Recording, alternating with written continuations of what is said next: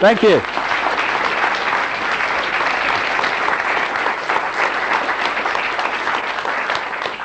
Hiya. Well, these things here, by the way, are not security cameras.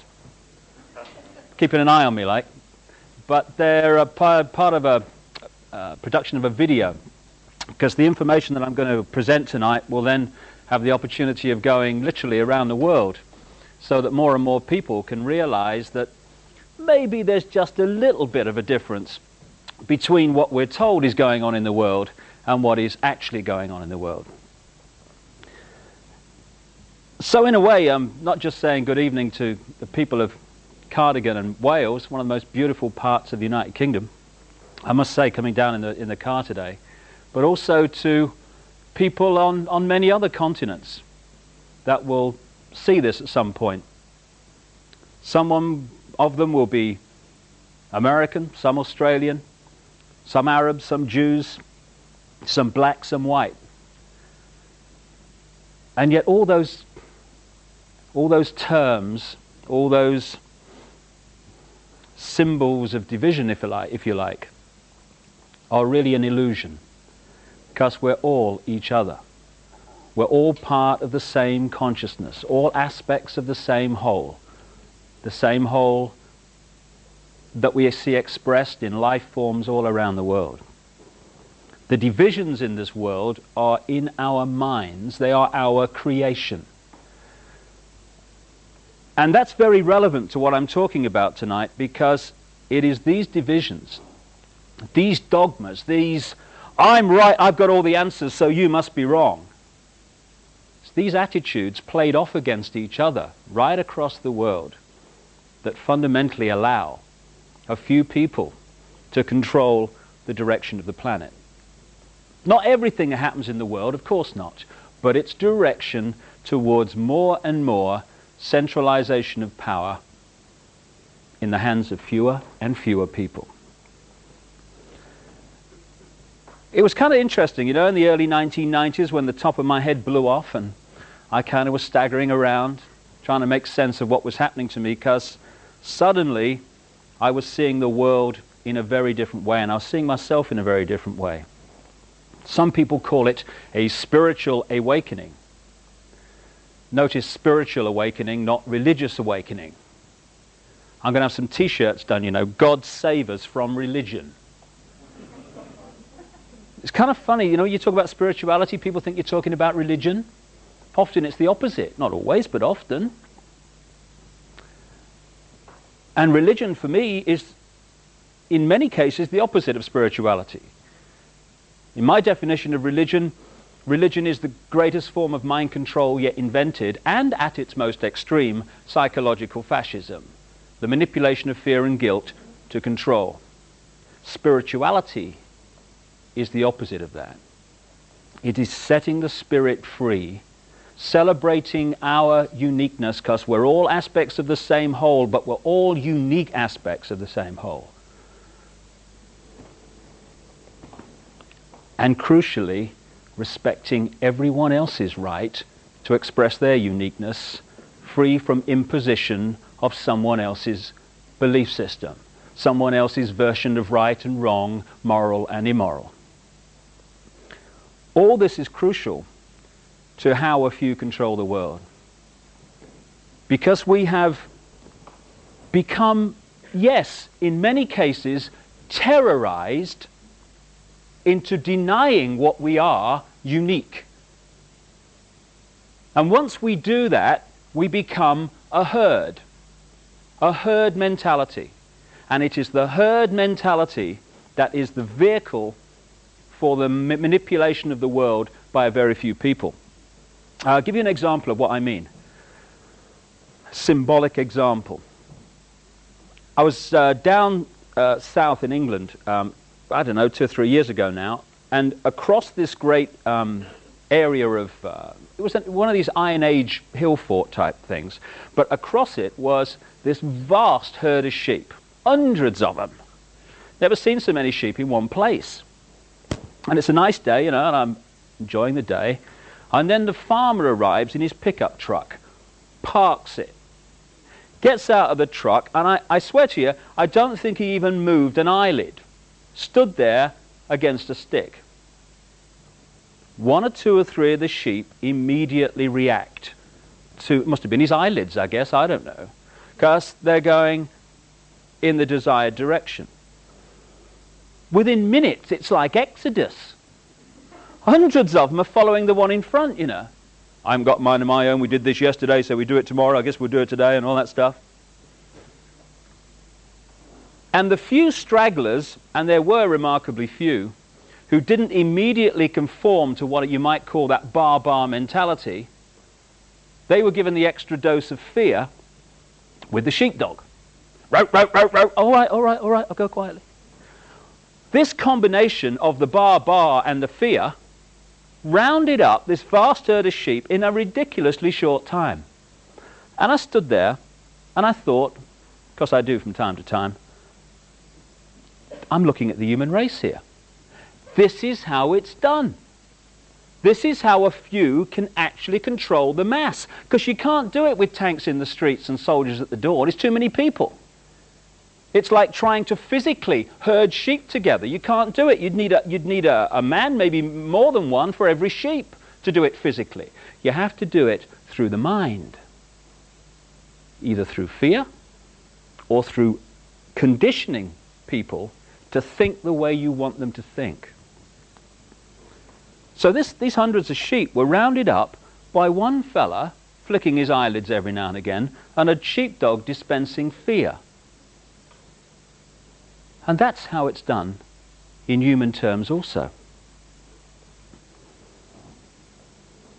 It's amazing the extent to which we have given our power away, our spiritual power. When I come to the spiritual side of this, and I emphasize again not the religious in the second half of what I've got to say, it's all about taking our power back. Because once we do that, it's all over. The great pyramid of manipulation that I'm going to talk about tonight becomes impossible. But when we give it away, we're a doddle to manipulate. We've even given our bodies away, you know. It's funny, this. It's, apart from our mind, it's the one thing that is us. We own it. But we've given it away. Brought home to me, I went into National Health Service hospital a little while ago with my boy Gareth, who plays football.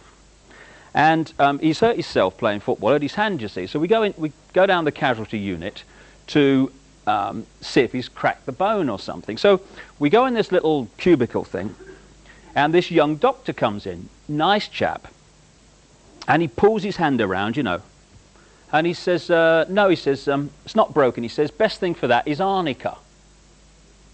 Now I've nearly fallen off the bench here.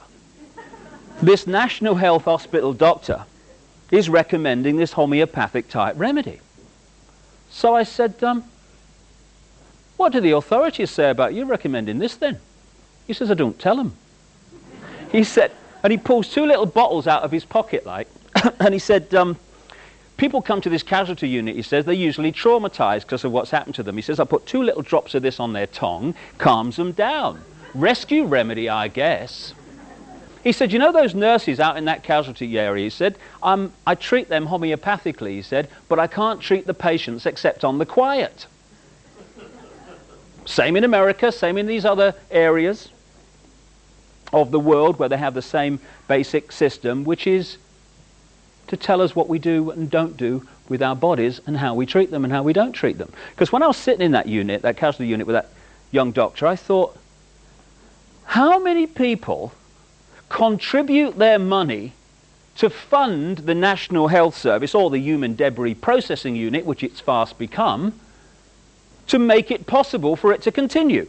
Millions and millions of people do that. Every week, every month, they fund the thing. How many people decide that for that money, we will not be offered the great spectrum of healing knowledge going back to antiquity? We will actually be given, in effect, the choice between the scalpel and the drug, which just happen to make vast amounts of money for multinational drug companies who make their literally billions in profits, not from health, but from dis-ease. How many people decide that? A relative handful. All of them probably linked into the multinational drug company network. It's a great scam, you know. If you control the World Health Organization, you make sure there are statements. The World Health Organization says there's going to be a measles epidemic next year. Get vaccinated. Get your children vaccinated. You're a bad parent if you don't. Then the same people that organize that then start flogging out the vaccine and make a fortune out of it. It's one of the things that I think opens up so much to what's really going on in the world is when we realize that the same force controls apparently different organizations. So this giving our mind away, giving our power away, has actually created the vehicle for the few to control the world. And that vehicle is overwhelmingly what I call hassle-free zones. Call them comfort zones as well. Every dogma, Christian dogma, Islamic dogma, Jewish dogma, economic dogma, political dogma, crikey, you could stay here all night. We're a dogma production line, the human race. Each of those dogmas and societies in general are all hassle-free zones. By that I mean there is a very narrow area of acceptable thought and behavior, the norm, which, if you conform to it, you're left alone. You're hassle-free. No one calls you mad. No one calls you dangerous. No one gives you a hard time for the crime of being different, if you conform. If you start to think, well, actually, you know, I've got a mind of my own, and it's a unique mind, and therefore I'm going to have my unique truth and my unique view of me and life and everything, you start to get very dangerously close to the edge of the hassle-free zone, and eventually, if you keep going, you step outside of it. At that point, he's mad, he is. She's, what strange she is. He's dangerous, he is. Oh. And most people don't want that hassle. They don't want to be treated like that. So most people, even if they put their toe out there, go, oh my goodness, I'm staying in here. It's flipping hassle out there. So what happens? The mask comes up. You know, you go down any rush hour in any city in the world, London, New York, Sydney, anywhere, and you see all those hundreds and hundreds and thousands of people coming past in the street. They're not projecting to the world what they really are, what they really feel, what they really want to do with their lives. They've got a mask. And it's a mask that says, this is not really me, but this is what I think is acceptable to everyone else, so I can occupy the hassle-free zone.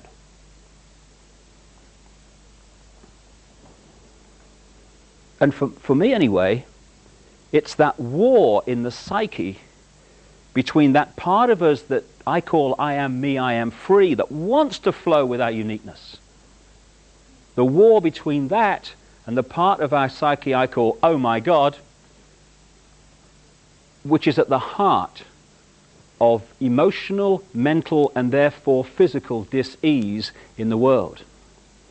And what it's also created is a mass schizophrenia. Because not only are we slaves to impose thought and behavior as a human race, we're also the police force of all the other slaves. Hilarious, really. When you're on the edge of the hassle-free zone and you are thinking, if I go any further in what I say and do, even though I think it's right, I'm going to meet hassle for being different. You're not standing there thinking, if I do go any further, what will Bill Clinton think of me? What about the Prime Minister of Britain? What will he say? And the Governor of the Bank of England? We're not saying that. What we're saying at that point, shall I, shan't I express my uniqueness and evacuate the hassle-free zone, we're saying, what will me mother think? What about the neighbours? Or what about the blokes down the pub? Oh my God. In other words, what will the other slaves to impose thought and behavior think about me escaping from it? We police each other. It's like having a cell full of prisoners, and once one of the prisoners finds a means of escape, it's all the other prisoners that run to block the exit.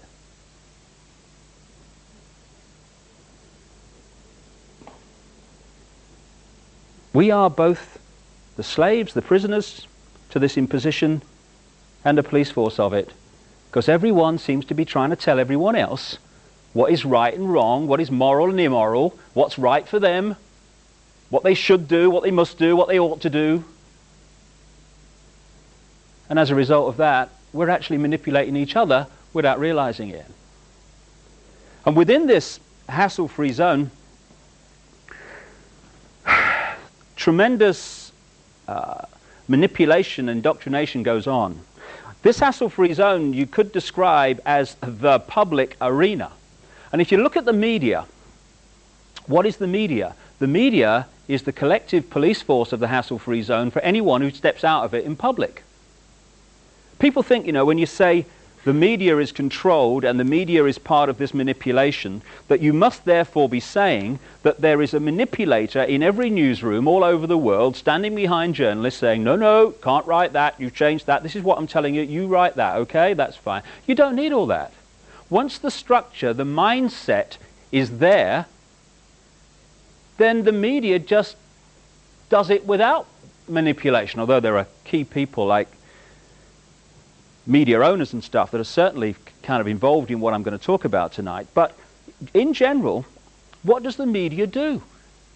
It defends and uses as its point of reference from which it judges everyone and everything the norm in society. In other words, what the hassle-free zone says is reality. Example, a few centuries ago, if we'd have had today's media, they would have dismissed as mad or condemned as bad anyone who said the earth was a sphere, was round, because the hassle-free zone's version of reality at that time was that it was flat.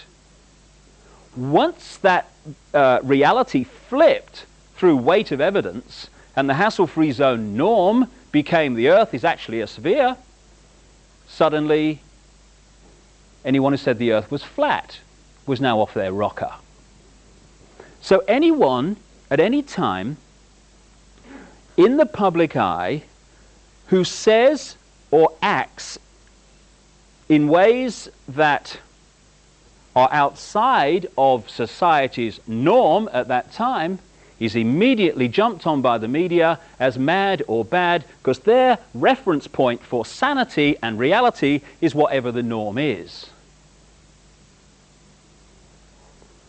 And there are several key mind manipulation techniques which are very, very powerful propaganda tools. The most effective and the most powerful, and it's used on us all the time, is something I call problem, reaction, solution. It's a cracker, this one. It's a mind manipulation technique that avoids not only opposition to what is the goal of the manipulators, it actually manipulates people to demand they do what they want to do anyway.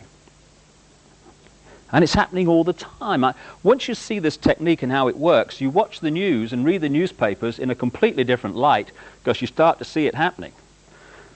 It works like this. You start by secretly creating a problem in the world and making sure someone else is blamed for it in the public arena, in the public mind. It could be a run on a currency, it could be a government collapse. At its most extreme, it could be a war, because the two world wars in this century were funded, all sides were funded by the same people. Provable. The same people that funded the Allies in the Second World War and funded the Soviet Union also funded Hitler through loans from America known as the Young Plan and the Dawes Plan, and also via the German subsidiaries of American multinational companies.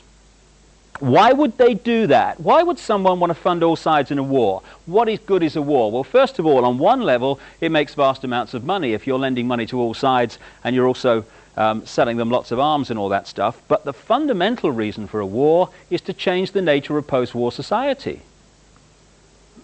And what we saw in the First World War and the Second World War were massive global examples of problem, reaction, solution, which work like this. The problem's created secretly. You then use the media, which isn't difficult, to wind up public opinion in relation to your manufactured problem to the point where public opinion utters the classic words, something must be done, this can't go on, which is always followed by, give my power away, what are they going to do about it? And at that point, those who created the problem and got someone else to be blamed for it wound up that public reaction, then openly in the public arena, in the parliaments of the world, in the newspapers and on the television, offer the solutions to the problems they have created.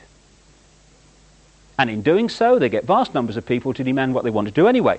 For instance, if you want more cameras in the streets, crikey, they're going up all over the place in Britain. If you want more cameras in the streets, you want a more armed police force, you want more authoritarian laws, greater erosions of freedom, and you want the public to demand you do it, then get the public frightened of crime. Either let society break down so there is more crime, or emphasize crime to be worse than it really is in some areas. Get people frightened, and the first thing people do when they're in fear about something is they look for someone out there to protect them from what they're frightened of. So, get people frightened that they're going to be burgled, get people frightened they're going to be mugged in the street, and they'll demand you take the freedoms away. They'll demand cameras in the streets and more authoritarian laws. I turned on the BBC Radio 5 last year, and they had an item on cameras in the streets, because they're going up everywhere, these things, you know. You want money for homeless people? Oh, the economy's not too good, you know, you have to wait for these things. You want cameras in the street? They'll write the check. And this guy was from a council in East Anglia, Norfolk, I reckon. And he said, to be honest, he said, crime rates in our area don't justify cameras in the streets. He said, but our people think they do, so we're putting them up to make them feel better. Problem, reaction, solution. And we have a very topical example of that in the last few years, Bosnia. The goal of this manipulation, and has been for a very long time, is to get the world population, or that majority of it anyway, to see as a good idea, or the only option in given circumstances that are manipulated into place, the creation of a one-world government to which nation-states would be principalities, administrative units, a world central bank which would administer all financial transactions on the planet, a world currency which wouldn't be coins and notes, it would be merely electronic, cashless society, for which there are fundamental implications for freedom, as we'll see as we go along tonight. A world army under centralized control, with nation-state armies dismantled under the justification of seeking peace, and a microchipped population linked to a global computer, the latter of which sounds bizarre to many people on first hearing, except that we are ridiculously close to it and the technology already exists. So if we take one element of that under problem, reaction, solution, the world army, and relate it to Bosnia. Under this mind manipulation technique, the last thing you want is for the status quo in Bosnia, whatever it is, to be working, because then you haven't got a problem and you're in real trouble. So you make sure the United Nations peacekeeping operation is not only shown globally to be ineffective, it's actually severely embarrassed. Problem. The more horrific pictures come out of Bosnia, and my goodness me, they have over the last few years, understandably, the louder comes the public and political reaction. Something must be done. This can't go on. What are they going to do about it? And what has been the solution? A 60,000 strong world army under centralized control, the biggest multinational force assembled on this planet since the Second World War. Exactly what the manipulation requires. And later I'll put forward some more evidence to suggest that that is exactly what the goal of Bosnia is. Starting a war is a doddle. You know, there's no one in this room, I would say, that wants a fight tonight. Okay, fine. But I could go into this audience and I could start a fight with somebody. They would defend themselves. Other people in the audience would come to help them out. Suddenly, an audience that does not want a fight would be chaos, with fists and hands and arms everywhere. Take that to the global level with armies, and starting a war's a doddle. To keep the war going, you need money. Same people control the money. To keep the war going, you need arms. Same people control the arms.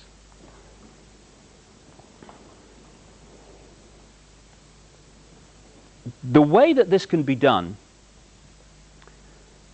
with a very few people, at the peak, that is because if you look at every organization today, be it a university, a school, a government, a secret society, anything, a multinational company, business of any kind, they're structured as a pyramid. The pyramid is the structure of society today. I believe that we're actually moving in this spiritual awakening that's going on now from the pyramid to the circle, which is a very, very different way of people contributing to society. But at the moment we have the hierarchy, the pyramid, which works like this. In any organization, you've got a very, very few people at the peak of the pyramid. That very few people know exactly what that organization's about, what its real agenda is, what it's really trying to achieve. The further you come down from that peak in any organization, you're meeting more and more and more people who know less and less and less and less about what the organization's really about. They only know their part. The CIA call this compartmentalization, keeping from everyone else in the pyramid how what they're doing in apparent innocence links in with what other people are doing in apparent innocence to produce a very sinister pattern. I was talking to a guy who worked for 20 years at the listening station at Cheltenham, GCHQ. And he was telling me that that building is actually structured under this process of compartmentalization. If you work at GCHQ, you have an electronic card which only gets you in that part of the building where you work. You can't get anywhere else. So the only people in GCHQ who know everything that's coming in, how it fits together and what's really going on, what the real pattern is the very, very few people at the top. This is how it works all along. The Freemasons are a classic example of this. When you say that the Freemason secret society is involved, people think that you must be saying that every Freemason wants to manipulate the world to global dictatorship. Utterly ridiculous. Of course they don't. But if you look at the Freemason structure, the vast overwhelming majority of Freemasons in the world, you know, the ones that go down the local lodge and roll their trouser leg up and show their left thing or whatever, you know. Strange. I've always wanted to do that. It'd be a bit of fun. They never get higher than the bottom 3 levels of degree, the overwhelming majority. But in the Scottish rite of Freemasonry, which pervades much of world politics, particularly in America and other areas, there's another 30 degrees above that, to the 33rd degree, which the vast majority of Freemasons never get near. And there's another 13 levels not officially accepted to exist, which some people call Illuminati degrees, which at that level, the Freemason secret society is in a different universe to the part where the vast majority of Freemasons exist, right down here. Compartmentalization. This is how it works. So every one of these institutions that control the direction of the world and our daily lives is a pyramid. The banking system is a pyramid. You go into the local bank, the person you meet across the counter won't even know what's going on in the bank manager's office behind them, let alone what's going on at board level and higher. I met a guy only last weekend who'd been in the bank. He's retired now, but he worked for a big British bank, and he worked to a very, very high level in it. And he heard me speak, and he came up to me afterwards, and he said, you know, it's right, you know. He said, because I got very, very high in this bank, but there is an echelon above where I got that no one can get unless they are chosen by this elite few. So the banking system is a pyramid going to a peak. The intelligence agency network in the world is a pyramid going to a peak. At that peak, all the major intelligence agencies, British intelligence, Mossad, the CIA, all these around the world, they're the same organization. Not here, but here they are. The multinational company network is a pyramid. So is the global media, and so on. And there is a global pyramid within which all these work, in which the peaks of all these individual pyramids, banking, business, media, etc., fuse into one peak. And up there, it's speculated by many people, there perhaps may be no more than 13 families, 13 people at the peak, pervading down through these different levels the same basic policy, which is pushing the world towards more and more centralization of power. And within this global pyramid are a series of organizations which, from my experience anyway, most journalists will never have heard of. But working together, they form the core of the secret government of the world. And this is operating well above the level of the Clintons and the Majors and the Coles and so on. Indeed, they are manipulating events to make sure that their people get into positions of power. There is this like cozy little myth that is perpetuated between politicians and the media. Politicians walk the world stage as if they are the final arbiters of power in the world. So when a president speaks, the cameras run and it's flashed around the world, prime ministers and such like. The media report the world as if presidents and prime ministers are the final arbiters and decision makers in the world, which means that the people above the level of presidents and prime ministers that really make the decisions, they're never looked at or exposed by the mainstream media because they're not accepted to exist. And yet, who decides who becomes president of the United States or even runs for president? Those who control the money, cuckoo land it is to run for president, and those who control the media. Same people control both. Though they decide not only who runs for the Republicans, they decide who runs for the Democrats as well, and so it is around the world. This group of organizations began to be created after the establishment of a secret society in Britain, because Britain's been a real center for this. A secret society called the Round Table, involving a guy called Cecil Rhodes, after which Rhodesia, now Zimbabwe, was named. In 1919, the Versailles Peace Conference, the American members of this Round Table Secret Society, who just happened to be, merely coincidental of course, the main players behind the American government that went in and fought the First World War, met at the Hotel Majestic in Paris with the British members of this secret society, which, yet another coincidence, just happened to be the key members of the British war cabinet in the First World War. And they decided to start to create offshoot organizations which, working together, would constitute the secret government of the world, or a big chunk of it. The first of these organizations was set up in London in 1920, called the Royal Institute of International Affairs, also known as Chatham House. Again, these organizations are pyramids, with most people involved in them not realizing the real agenda. And all these organizations are projected at the world as this term that's emerged over the last 20 years, think tanks, debating organizations. In 1921 came the next in these organizations. The American version of the Royal Institute was known as the Council on Foreign Relations. Now, since 1921, virtually every president of the United States has been a member of the Council on Foreign Relations. The Royal Institute of International Affairs works to control British domestic and particularly foreign policy. Don't matter who's in, Labour or Conservative, same people run the show, which is becoming more and more obvious. And the Council on Foreign Relations in America is there to control and manipulate American, particularly foreign policy, but other policies also.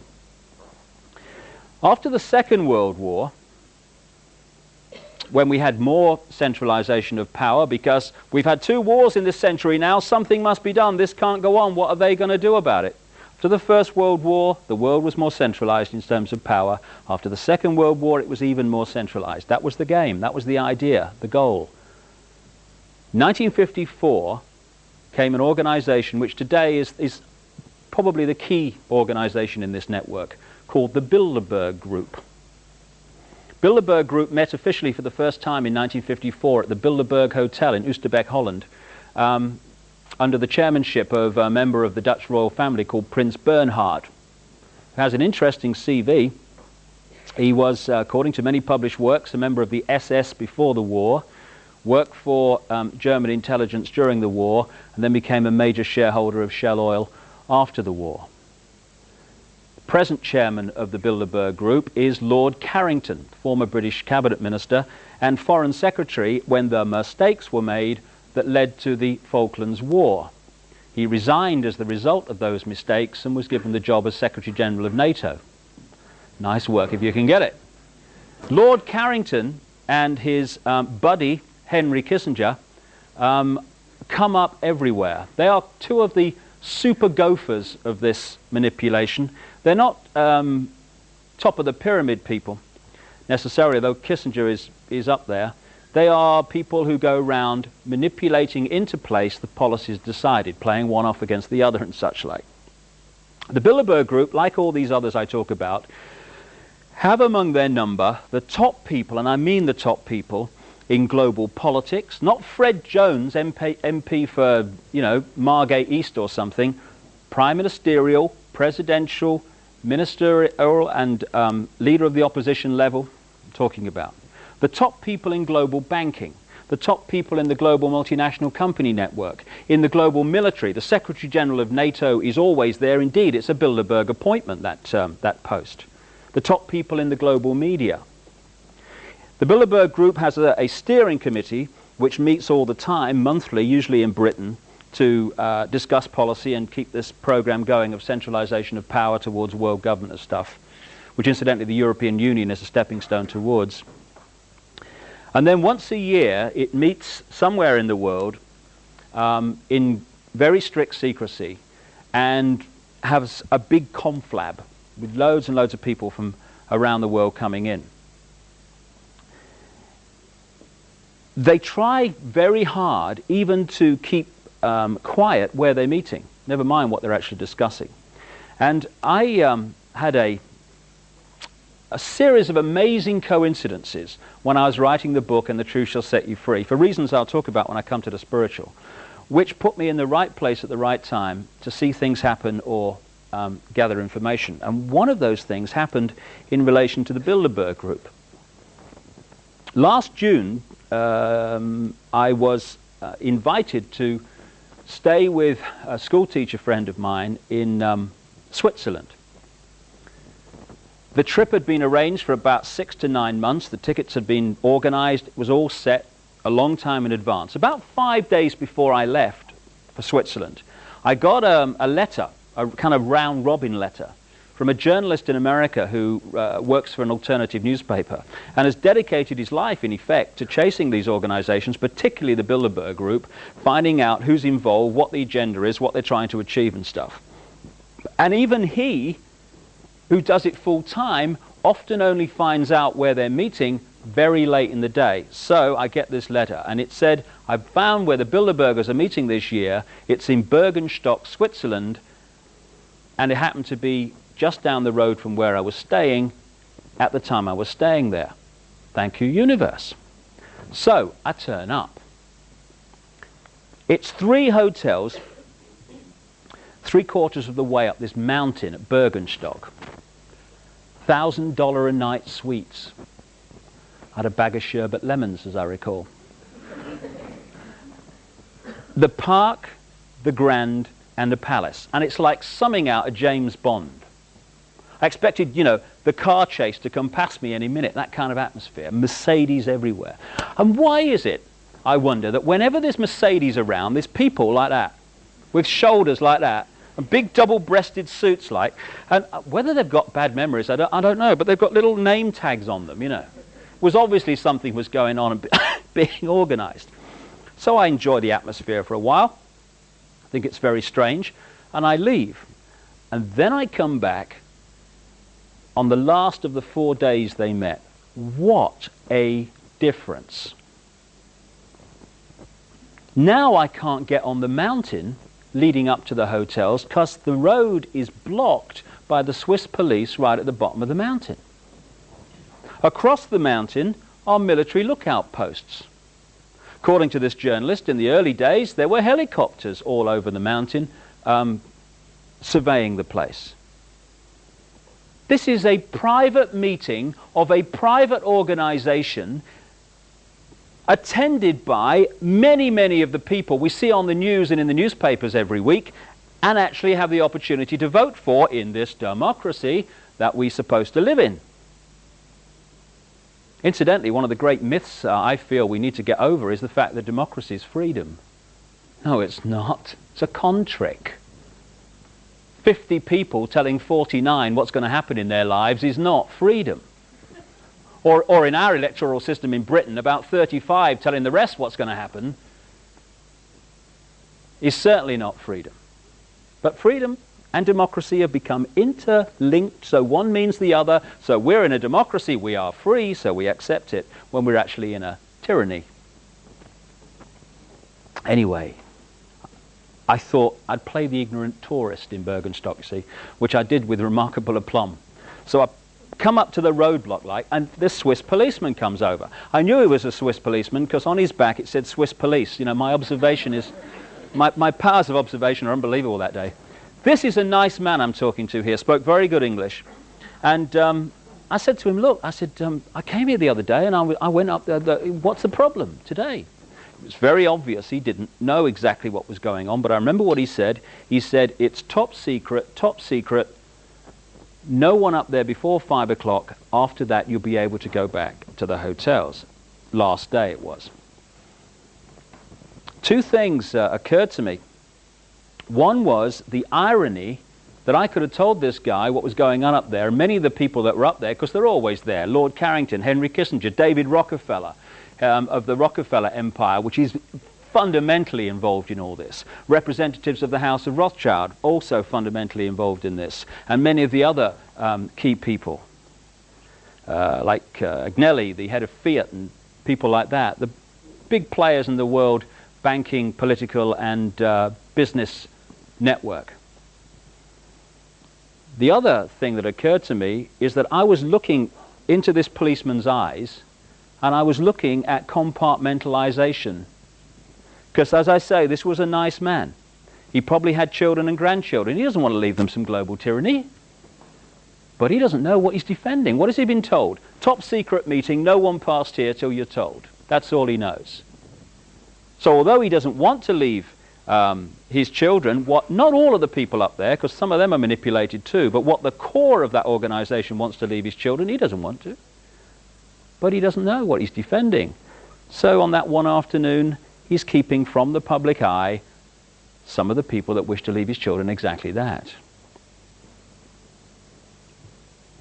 We had a situation in Bergenstock where the secrecy was so fierce for a private organization, a think tank, that they brought them in by private plane to a military airfield at the bottom of the mountain, and then flew them behind the security cordon in helicopters. Didn't even drive them up there.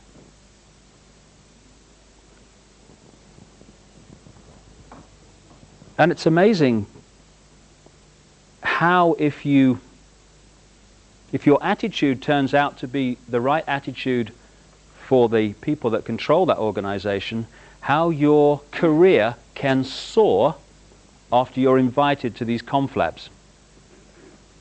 In the 1970s, certainly outside of Britain, a virtually unknown, very little known, conservative opposition spokesman called Margaret Thatcher started being invited to some Bilderberg meetings. She goes on to be not only leader of the Conservative Party, but leader of Britain, Prime Minister, right through the 1980s, when fundamental changes were happening to British society through something called Thatcherism. Interestingly, on the other side of the Atlantic at the same time, purely by coincidence, of course, we had Reaganomics, which just happened to be the same economic policies. Isn't life funny, all these coincidences? It couldn't just be that the same people made sure both were in power at the same time, because that economics was exactly what was required through the 80s as part of this plan for centralization on a global level. In 1991, even in America, a virtually unknown governor for Arkansas called Bill Clinton was invited to the Bilderberg meeting in Baden-Baden, Germany. Within a year, this guy is successfully running for President of the United States. In 1993, another relatively unknown Labour Party Home Affairs spokesman in Britain called Tony Blair was invited to the Bilderberg meeting in Greece, along with his opponent, the Conservative Chancellor, Kenneth Clarke, by the way. Within a year, Tony Blair is leader of the Labour Party and, barring a miracle, will become Prime Minister of this country. It's a great career move. The last 5 Secretary Generals of NATO, and I only know it's the last 5 because that's only as far as I've had time to check back. It's many more than that. The last 5 Secretary Generals of NATO, Bilderberg's group members. Manfred Werner, Joseph Luns, Lord Carrington, Willy Claes. The present one, Javier Solana, Bilderberger. And indeed, when they were discussing who was going to be the new Secretary General of NATO, it was between 3 people. Javier Solana, Bilderberg Group, Uwe Ellemann-Jensen of Denmark, Bilderberg Group, and Ruud Lubbers, the former Dutch Prime Minister, Bilderberg Group. The head of the World Bank and many of his predecessors, James Wolfensohn, the World Bank, whose investment policies in what we call the Third World have created human and environmental mayhem for decades, Bilderberg members. And one of the big Bilderberg policies since 1954, indeed before, 54 was when it became official, has been, wait for it, the creation of a European superstate with one central bank, one currency, centralization of political power, and encompassing the former Soviet Union. Who is the biggest voice in Europe today saying we must not fall behind the time scale for the central bank and the currency in Europe? Chancellor Kohl of Germany, long-term Bilderberger, as were many of his predecessors as Chancellor of Germany. Who took us into Europe? Edward Heath, Bilderberger. Who supported him from the Labour side? Harold Wilson, Bilderberger. Roy Jenkins, Bilderberger. Dennis Healey, long-term Bilderberger, was at the first meeting in 1954. Who supported going into Europe and staying in Europe from the liberal, the third party perspective? Joe Grimman, Bilderberger. David Steele, Bilderberger. Paddy Ashdown, Bilderberger.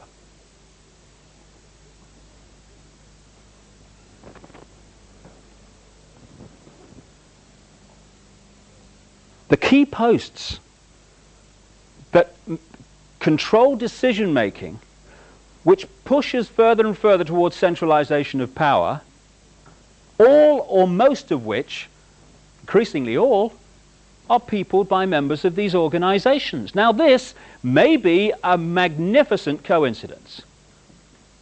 Or it may be that we need to know what's really going on in front of our eyes here. The last of these organizations I'll mention briefly is called the Trilateral Commission. Because of its name, as its name would suggest, it's there to coordinate the same manipulation between three parts of the world: America, Europe, Japan. It was set up in 1972-73 by David Rockefeller, one of the key men behind the Bilderberg Group and the Council on Foreign Relations, and a guy called Brzezinski, university guy, was in the Carter administration. And the Carter administration is very relevant here because the Trilateral Commission is a very good example of how you can manipulate events with all these organizations working as one, because many people are actually members of a number of them at the same time. The first goal of the Trilateral Commission in 72-73 was to put one of its members in the White House as President of the United States as soon as possible. It managed it at the next election when Jimmy Carter became President of the United States. The Carter administration was like a who's who sports and social club annual outing of the Trilateral Commission, an organization that had been going for about 3 or 4 years at the time. Walter Mondale, Vice President, Trilateral Commission. Secretary of State Cyrus Vance, Trilateral Commission. National Security Advisor, a key post in America, this guy Brzezinski, who actually helped to set up the Trilateral Commission. And from there downwards, the Carter administration was awash with members of the Trilateral Commission and the Council on Foreign Relations. Now, because we have choice, because we live in the land of the free, people then replaced the Democratic Carter administration with the Republican Reagan-Bush administrations, which were also awash with members of the Trilateral Commission and the Council on Foreign Relations. And then the Republicans were replaced by the Democrats, because we have free elections. And Clinton Democratic administration is awash with members of the Council on Foreign Relations and the Trilateral Commission. I'll tell you what it's like. In the high streets of Britain, there are 2 electrical retailers called Currys and their opponents, Dixons. So some people go into Dixons and they say, I had a bad time at Dixons, you know, I don't like them. I'm going to go to Currys and give them my money, I am. They're owned by the same people. The 2 major roadside restaurants in Britain, Happy Eaters and Little Chefs, owned by the same people. The competition is actually an illusion. Different name above the shop front, same people with their hands on the wheel. That's what happens in global politics.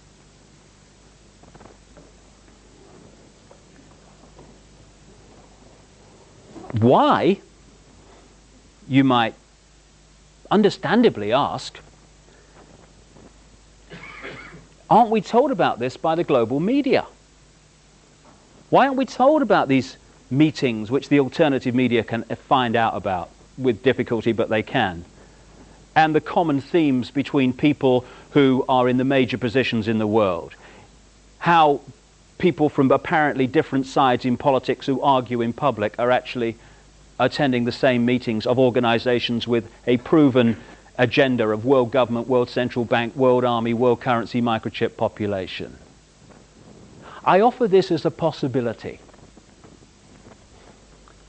Maybe, just maybe, we don't hear about the Bilderberg Group and its attendees in Telegraph newspapers in Britain, because Telegraph newspapers are owned by something called the Hollinger Group, which is owned by a man called Conrad Black, steering committee member of the Bilderberg Group.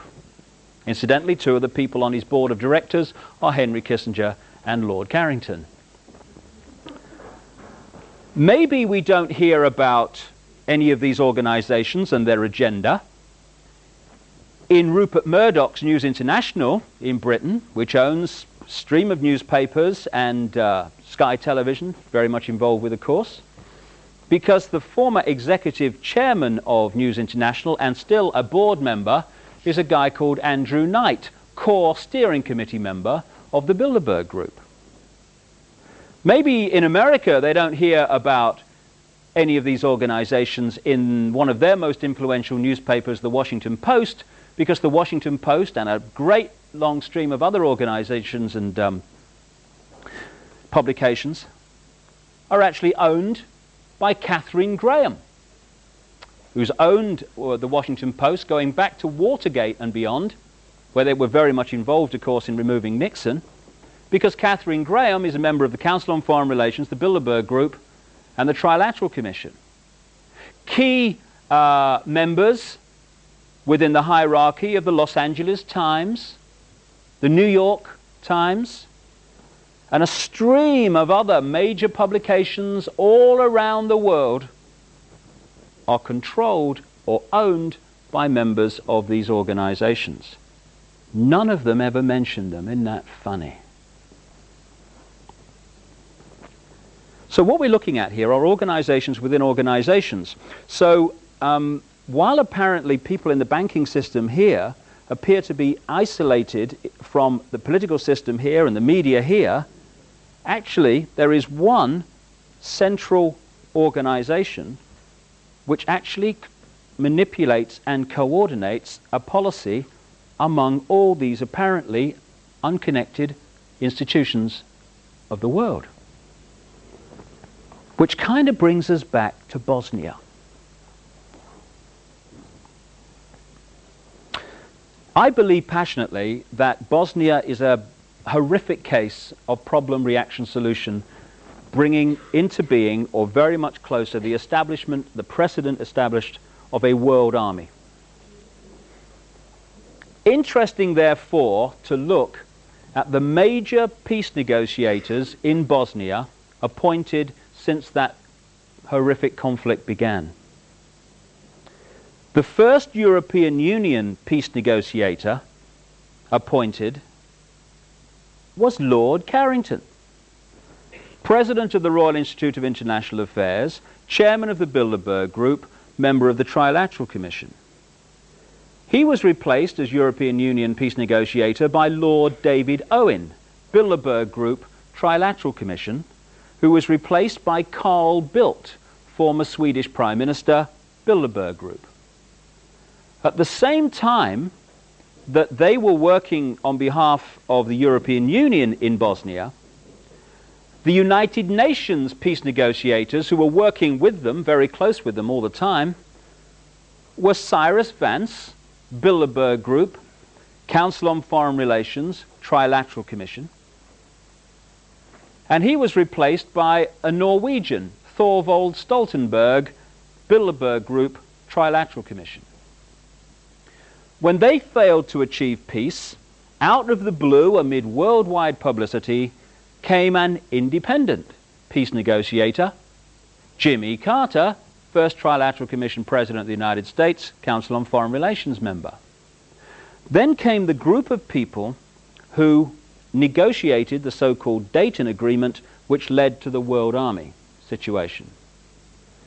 These were Bill Clinton's peace envoy, Richard Holbrooke, Bilderberg Group, Trilateral Commission, Council on Foreign Relations. He answered to the Secretary of State, Warren Christopher, Council on Foreign Relations, Trilateral Commission, who answered to Bill Clinton, Bilderberg Group, Council on Foreign Relations, Trilateral Commission.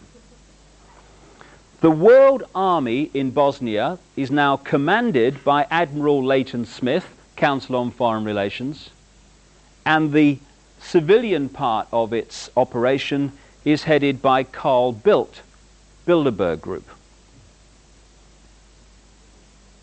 We are looking at a gigantic contrick before our eyes.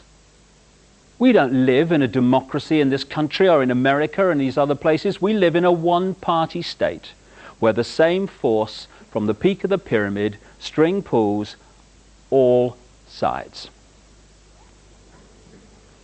A few years ago, they had a democratic election in America, and what appeared to happen was that George Bush, Republican, was replaced by Bill Clinton, Democrat.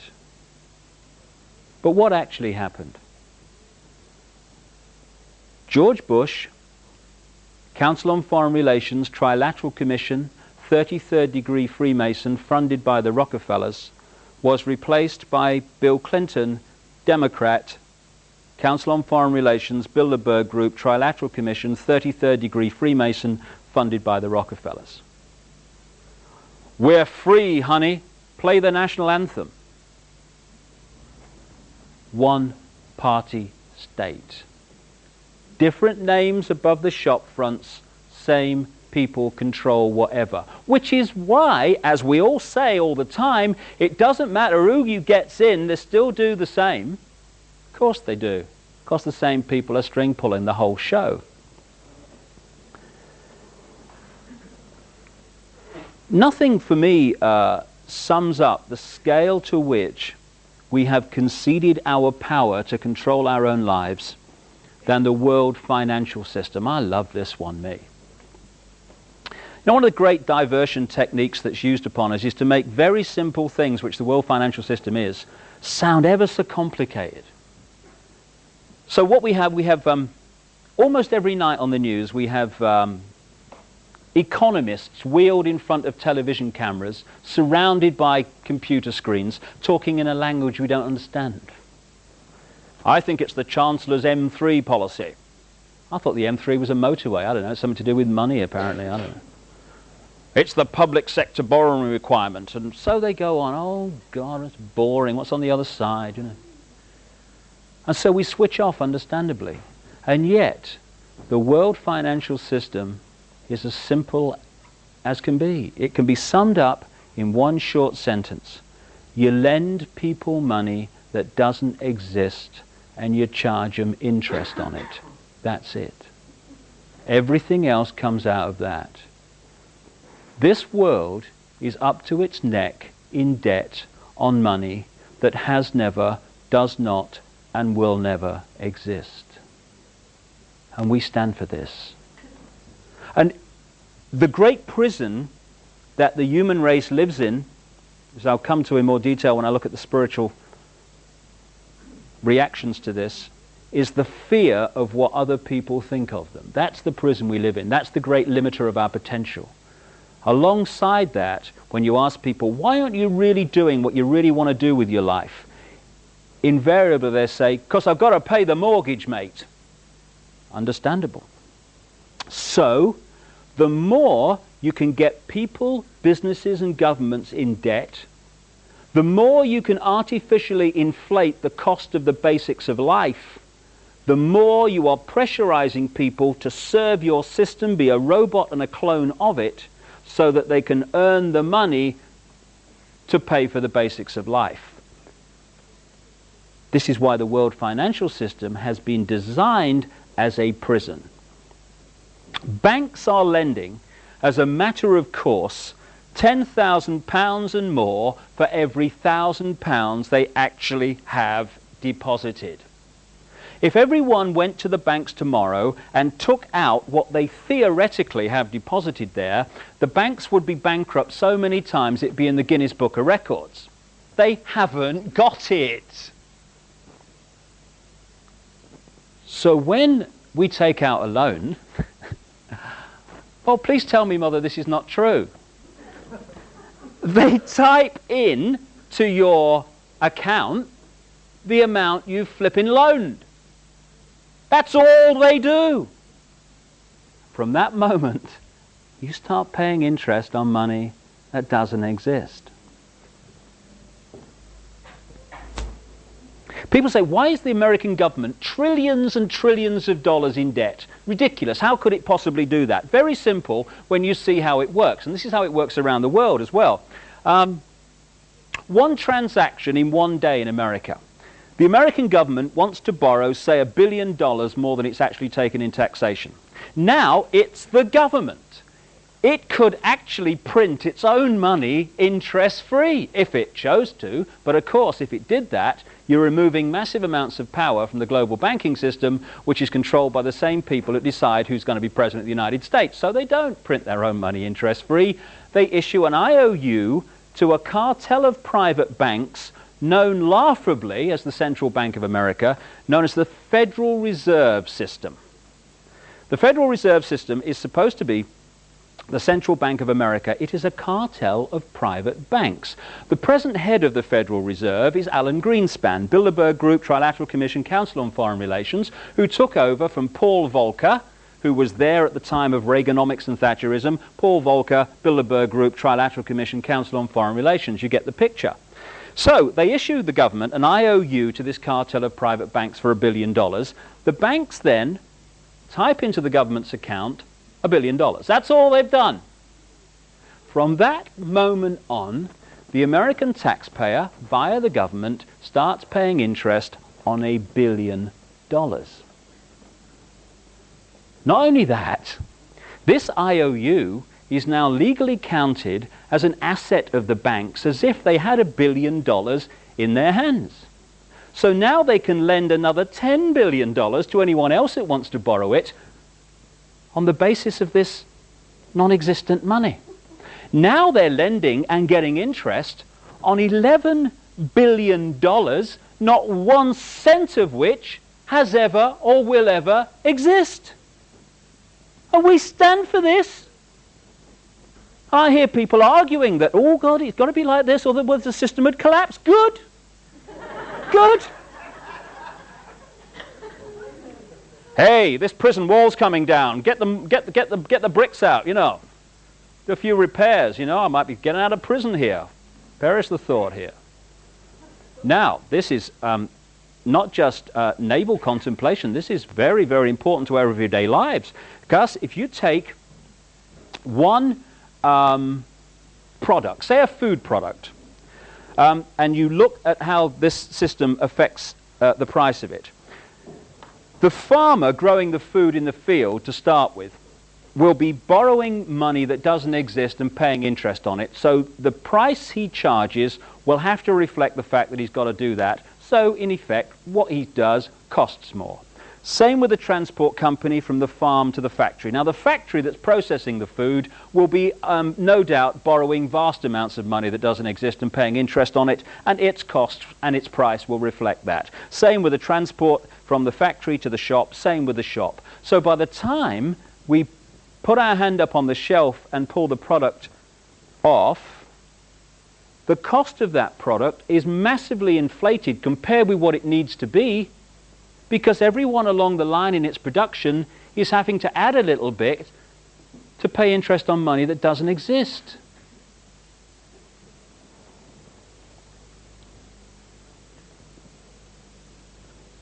Wake me up. This is why we buy 3 houses to live in one. We do this. I went up into the National Westminster Bank in Durham, the north of England, last year, and I got one of their mortgage leaflets. There it was in black and white. If I take out a loan to buy a house from the National Westminster Bank of £50,000, I will pay them back £152,000. I will buy 3 houses for the privilege of living in one, and my mortgage payments will reflect that. Therefore, the pressure for me to serve the system, to earn the money to service that debt, will be greater. And what did it say on this leaflet? The National Westminster Bank, we're here to make life easier. Great question, that I found anyway, because all this is flipping opened up to me in the last few years. I didn't come out the womb saying I know it all. I can see what's going on. It's just information that's opened my eyes in the last few years.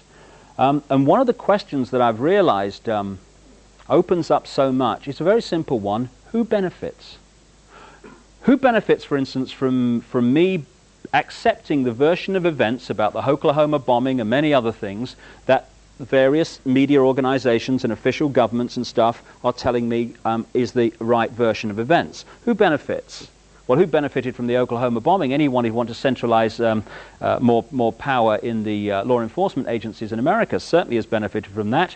And as Bill Clinton said 24 hours afterwards, we must have an easing of restrictions of on the military's involvement in domestic law enforcement. Problem, reaction, solution. And there's so much about that Oklahoma bomb that has never come to light publicly in the main arena that I've seen, and I tell you, the government version of events is a farce and a complete lie.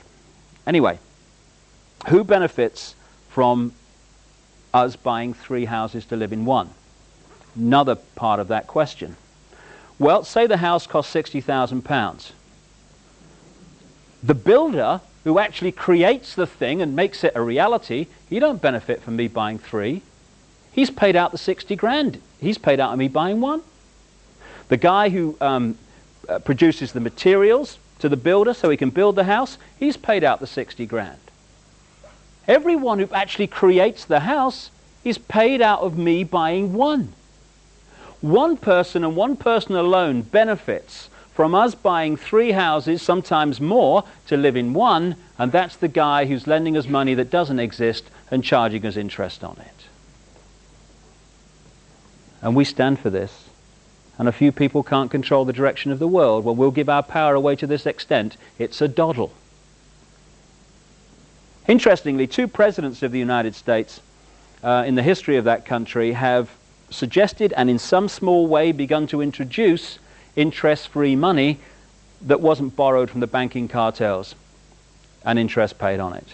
Those 2 presidents were Abraham Lincoln and John F. Kennedy. They have one other thing in common, you might recall. But perhaps the most grotesque aspect of this whole nonsense of interest on money is what we call third world debt. Third world debt has crucified vast tracts of our fellow humanity and continues to do minute by minute. The third world debt is debt on money that has never, does not, and will never exist. Last time I saw the figures, around 400,000 children in Brazil died from hunger-related disease every year. And at the time I saw those figures, Brazil was the 2nd biggest exporter of food in the world.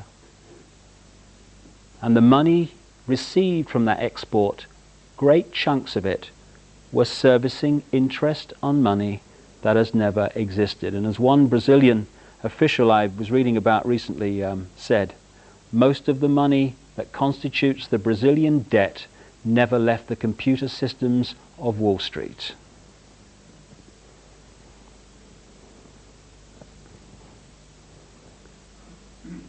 My God, it's time for a turning of the tide.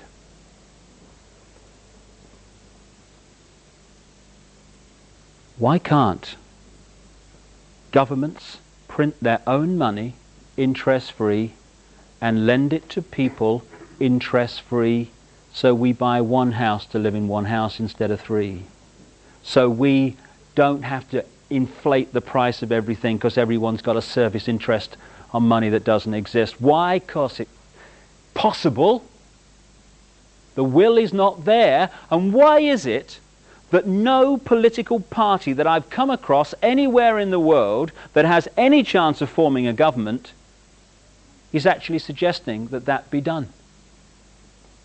Because the same people that control the banking system control the political system in the global one-party state.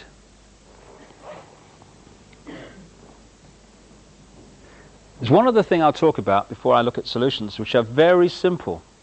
Very simple. And that's the microchipped population. That's the one that probably sounds most bizarre, as I said earlier. But it is so close. We're already microchipping domestic animals as a matter of course. The Queen's had the corgis done. Did you see that? Last year, she's had the corgis microchipped and linked to a computer. Prince Charles, next you watch. It'll be sort him out. Funny. The technique that is being used to bring in the microchip population is another major mass mind manipulating technique. I call it the stepping stones technique. And a very good example of that is the European Union and what they have in America, the North American Free Trade Agreement, which is a free trade area, which is where the European Union started out, if you recall, and also what's happening in another free trade area in the Pacific Australia area known as APEC. The idea is to have the world government the bank and all the rest of it. And the next stage down from that will be the European Union, the American Union, which will be this North American free trade area, right the way through the Americas, from North to South America, an American version of the European Union, and a Pacific version of it. They will be the three next stages down from the world government. And the stepping stones technique is how they're being introduced. If you take the European Union, if you started out at the end of the last war, and what we're heading to now had been suggested, one bank, one currency, centralized control of a superstate. Understandably, I know what my father would have said, who fought in that war. Excuse me a minute, can I just have a quick word here? We've just spent the last 5 years with 55 million people killed and many more severely injured to stop that happening. And you're asking us to do it without a bullet being fired. You must be joking. Go and have a cup of tea. So, what the stepping stones technique does, although it knows where it's heading, it does it in stages. It gets away with what it can get away with first of all, and then starts to move it along, and it presents every step as independent of all the others, so you don't see the pattern. So what was suggested after the last war? Not a European superstate, because that had no chance at that time. It was the common market, just a free trade area, ladies and gentlemen, nothing to worry about. And by the way, if we don't join, we starve. Little problem like that, you know. Well, we better join then, I guess, you know. So, suddenly, some of the states of Europe start to fuse their economies together in a free trade area. Now we're in the web, because it's suggested very strongly that if anyone pulls out, there will be economic chaos, certainly in the short term. So now we're in the spider's web. So the process then starts of evolving a free trade area into a European centralized superstate. And first we start having commissions which start dictating to nation states. Then we have talk about the central bank. And interestingly, you know, one of the things that was put forward to justify the one currency was the currency chaos in Europe. Like when the pound fell out of the European monetary system after the government had spent a colossal fortune trying to keep it in there a few years ago. Well, you know, this currency chaos, one currency would sort this problem. Interesting, therefore, that the person who attacked the pound and caused that chaos was a frontman for the House of Rothschild called George Soros, a world currency speculator. George Soros, Bilderberg Group. The Chancellor at the time, who spent all that money and eventually pulled the pound out of the monetary system of Europe, was Norman Lamont, Bilderberg Group. Now, when I was talking in Sweden just a few weeks ago, I was talking about this, and some member of the audience in Sweden came up and said, I couldn't believe it when you mentioned that guy, George Soros. He said, what happened in Sweden, he said, was before we went into the European community, all the opinion polls were very strongly against going in. He said, then this guy, George Soros, Bilderberg Group, started attacking the Swedish currency. The Swedish government tried to defend the currency under the prime ministership of Carl Bildt, Bilderberg Group, and eventually chaos ensued. And a great fear started to go into the Swedish psyche of, oh my goodness, we need protection. What's going on here? We can't stand alone. Even speculators are taking our currency apart. After that, the opinion polls for going into the European community flipped to the majority saying yes, and in they went. So now, stepping stones, we're now in a situation where we are light years away from what we actually joined. Stepping stones. Only now are some people saying, excuse me, have you seen how far we've come? It's interesting that right along the line, as the stepping stones are put forward, anyone who challenges the stepping stones is then manipulated into continuing the journey. I was speaking in Denmark at the time. I was in the Swedish area also, and what they did was had a referendum which voted against Maastricht, against the European Union. They then had another referendum not long afterwards, which then said, yes, we'll go in. And as one national newspaper editor in Denmark said to me, he was told by one of the big pro-Maastricht people in Denmark, we're just going to go on having referendums until we get the result we want. That's how it works, because we are in the land of the free. So that's the technique, and it's being used to bring in the microchip population. And the big stepping stone to that is the cashless society. Coins and bits of paper might not seem to be a great defender of freedom, but they are for this reason. If you go into a shop now, or a garage or whatever, and you hand over cashless money, electronic money, a credit card, they put it through that machine. And they say sometimes, oh, I'm ever so sorry, the computer won't accept your card. And if you've paid the bill, you might be a bit surprised, but you've got an alternative at the moment. So you say, oh, well, okay, I'll have to check that out. Okay, I'll pay cash. What happens when there's no cash and that computer says no to electronic money, your credit card or the microchip that is planned to replace it? Suddenly, the computer is deciding, or whoever programs it, what, where, and if you purchase. That's the idea.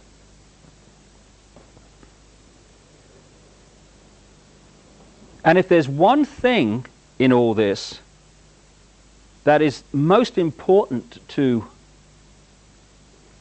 reject, in my humble opinion, it is microchipping of people, because the implications are enormous. Some electronics people who've seen this sort of thing emerging have started to speak out. I've been reading some stuff by a guy in America called Carl Sanders, an electronics wizard. And he's pointing out that, in fact, he's talking himself about his own experience of attending meetings in America and Europe, attended by Henry Kissinger and the CIA, into microchipping of people. Not is it right, is it moral, but how do we get them to accept it? And as he points out, once people are microchipped, it's not just messages going from the microchip to the computer that should concern us, it's what's coming the other way. According to him, they can create, through this means, mass hysteria, mass depression, in other words, manipulate our emotions, and isolate one microchip in one person. I got some idea of the possibilities when I realized how Sky Television works. You know, this satellite television network we have in Britain. Well, if you want to join the Sky network thing, okay, you send your money off or whatever, and they send you a card. And it's programmed to descramble the channels you've paid for. Very straightforward. But if you want more channels than you've paid for once you've got the card, you would think, well, I did anyway, that you would send them more money and they'd send you another card programmed to descramble the channels you want added to it. No, no. What you do is you pick up the phone and you ring their number. It's in Scotland, I think. And they say, okay, what channel do you? Oh, I'll have that second movie channel, mate. Thank you very much. Yeah. And they say, okay, put your television on the channel that you want, all fuzz, scrambled. So while you're still on the phone, they say, okay, just tell me what's happening to your screen. Only the channel appearing before your eyes, that's all. So I thought, how do they do that? I heard about it, gave them a ring. How do you do that? What they do is they send out a signal from this central, what do you call it, technology, I guess, and it goes to every decoder linked to the Sky system, but only your card with your number on it picks it up, it reprograms the card to take the new channel, and it comes up before your eyes. When you think there are two types of science in the world, there's the one that is taught in the universities and appears on the television, and there's another one that is light years ahead, secret science, what they can actually do compared with what we see they can do with things like the Sky Television example are vastly, vastly advanced. I wrote a book called The Robot's Rebellion, and I talked about this microchip population idea. And I've even been surprised by the speed of it. I turned on the BBC a few months ago, and whether you saw this, it was funny. Tomorrow's World, you know the science program on the BBC? They had this item on microchipped people, see. What they said was, there's this problem with health records. I thought something must be done then, I suppose. The problem, apparently, was that they don't keep health records for long enough. So they're suggesting microchipping people with their health records to overcome this problem. Now, I never went to university, but I can actually see a solution to the problem of not keeping health records for long enough. Keep them longer. There you go. Let's all go and have a cup of tea. That's that sorted out. No, that's too simple. We've got to microchip people. The other thing they said was that doctors would like to have access to medical records if people have an accident. So microchip them. So, takes things on. I don't know about you, but when I was a kid, my mother was always saying to me, "You have clean underpants on now, Dave, you might have an accident." You ever get some of that? Yeah. My mother's worst nightmare was not me having an accident so much as me having an accident with dirty underpants on. That was her worst nightmare. But all these years later, we've moved into the modern world. Now it's, you make sure you're microchipped, Dave, you might have an accident. Anyway, in this item, and I checked the date, it wasn't April Fool's Day or anything like that, they had this woman who had had an operation and had been microchipped with her medical records. "Oh, it's ever so convenient," she said. I'm eating the cushion in the front room by now, you know. And then what happens, you know, in the supermarkets, they got that thing they put across the barcode. Doctor walks into shop with one of them, rubs it up her front. Up on the screen comes this woman's medical records. I thought, I'm going to wake up in a minute here, you know. But at the end of the item came the key little clip, not very long, by the managing director of the company that's produced the technology, the microchip. "This is just the start," he says. "We can put on this chip medical records, financial records, passport details, social security details, prison record, the flipping lot." Exactly, that is the idea. And it's been moving along, unmolested, for a very long time, because its great power is secrecy, and when you think that so much of the mainstream media is controlled by the very force that wishes to bring it about, it's not surprising that so little of it has come out. But I feel we're now in a time of enormous change, a great jump in human evolution, and therefore an energy of change is bringing this stuff to the surface, and its secrecy, its great power, is being unveiled. And I certainly don't want to be seen to be condemning the people I have talked about. And I mean, I've heard some people who've investigated this without the spiritual balance, and they're saying, "Oh, hang 'em, rubbish." The people involved in this manipulation are, yes, exhibiting their state of being at this time in their eternal journey. They are exhibiting their attitude to life and the state of their mind, okay. But they're also making a massive statement about us, which we would do very, very well to acknowledge and think about. I don't talk about the Carringtons and the Kissingers and the Rockefellers with hate in my heart or condemnation. I just think we ought to know what's going on so we can stop it going on. Because what I've just described is actually a massive statement about us, because it can only happen because of us and the fact that we have conceded our right to our own power and our own control of our own lives. And I'm going to talk for a little while about something that may seem to be totally unconnected with what I've talked about so far, but it is actually the reason it's possible, and it is the reason that we are the generations that are in the process of removing this nonsense and turning this planet from a prison to a paradise, which is what it really should be. When the top of my head exploded and this awareness started appearing in my mind that challenged both religion and this world is all there is science, I heard this line, "We create our own reality." And I thought, yeah, that sounds right to me. But there has to be a means through which we do it, because there is no such thing as the paranormal and no such thing as the supernatural. They don't exist.